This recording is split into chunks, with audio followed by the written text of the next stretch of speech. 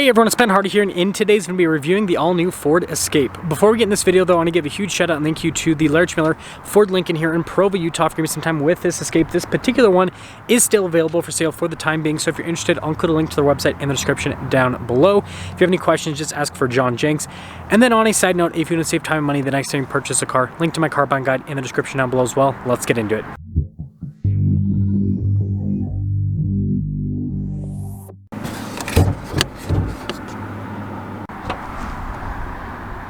Powering this is a turbocharged 1.5 liter 3-cylinder that goes through an 8-speed automatic transmission. Fuel economy is 26 around town and then 32 on the highway, with power outputs being 181 horsepower and then 190 pound-feet of torque. Now, before we go over the front end, I do want to mention, if you want to see more videos just like this, then I recommend you subscribe because I post content every single day. Starting with the hood, you guys can see the distinctive lines there on either side. I think it actually looks really good. Popping down below, we've got cool daytime running lights, and then you guys can see with the LED headlamps. And then I like how this trim's just like blacked out there on the side. It looks pretty cool. And then the grille's also blacked out as well. And then I like this right here that goes across. Putting it all together, I think that Ford did a really good job with the styling on this new Escape. I'd say that it looks quite a bit better than the previous version. Coming around the side here, our tire wheel setup is 225, 65, 17 in the front and over in the rear as well. And then you guys can see here with the wheel design, you've got the silver on it. It's pretty simplistic. Then you also notice we've got the fender flares here, and then that continues along the side with the darker coloration for the bodywork. Also goes on the mirror caps, but then notice the window trim chrome there at the top. And then here's your full side view for the Escape. I think they did a really good job with this design. It has this cool sporty appearance. So here's our key fob for the Escape. We have our unlock function, or lock function, remote start. We've got the opening for the hatch, and then of course the Ford logo there on the back as well. Now, popping into the cargo area with the new Escape, it's actually quite spacious indeed, and got spare tire underneath as well. We've got a 12 volt here on the side, and so I'd say job well done on that. And then when you're all done, just press this button and it'll lower the hatch right back down. I love the new taillight design. That is fancy looking. Of course, got the Escape badge. This is the active package, so it says active on it. You've got parking sensors here at the rear, and then we've got the dual exhaust tips at the bottom as well. Wrapping things up, I'm going to give a high five to Ford's design team because I think they did a good job, but let me know what you guys think about the new looks.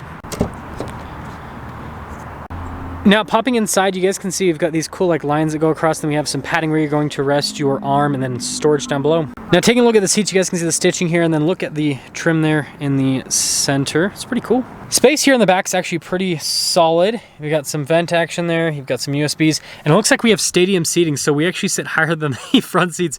So we have like a really cool view back here. But anyways, headroom back here is also good, and we actually have the cup holder armrest, which funny enough is pretty much in the shape of Utah. Now, taking a look at the front door panel, you guys can see the lines that go across and then the stitching and padding down below. All of our window controls here with our mirror adjustments. The mirrors do have blind spot monitoring, and then we have more storage at the bottom. Really nice stitching here, and then again, look at the design down the center portion of the seat. And then it is power adjustable. And then we've got our light control right here, and then the steering wheel is manually adjustable.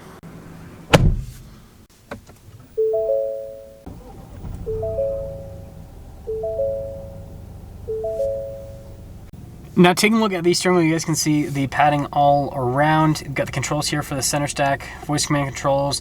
You've got cruise control with this. It looks like it has the lane centering assist as well, which is nice.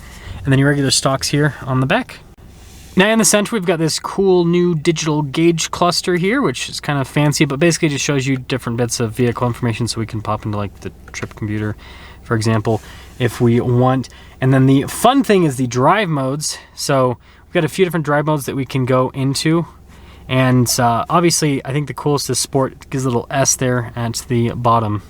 Now, in reverse, we do have a backup camera with trajectory lines that turn with the steering wheel, and then notice how you can kind of like change the little like viewpoint with the camera as well. Now, with the drive mode select, you got cool animations for the different drive modes. It does take a second for them to kind of load up in the screen, but it just kind of makes things a little bit more exciting, that is for sure. And then as for the rest of the infotainment system itself, it's pretty dang responsive. You guys can see you've got your climate controls here at the bottom of the screen. Heated seats, heated steering wheel, all the normal stuff. So I'd say job well done on this system. Got the gray trim here at the top, and then you guys can see the engine stop start. It's crazy how like fancy looking that button is. And then this is just to pull up the safety tech stuff here with the, or some of the safety stuff like traction here. in the center screen. Anyways, we got auto stop start. You've got that for the defroster, your drive mode select, volume control, and then we got a little charging area is what we'll call this. Now this has Ford's dial shifter here in the center. And then you guys can see we've got our parking brake, auto hold, a couple cup holders, and then more of that gray trim around. And padding here on the center console. Good storage space inside. And then speaking of storage, yeah, it's a pretty normal looking glove box overall. And then we do have a manual mirror dimmer as well as a sunglass holder at the top. Sorry, there's quite a bit of glare. Anyways, this is a 23 Escape Active 200A equipment group. And it looks like it has no charge for the options, no charge. Tech Package 1, $995. Anyways, base MSRP $31,515 after all options and destination. $34,005 is the total MSRP on this all-wheel drive Escape. Let's see how it drives.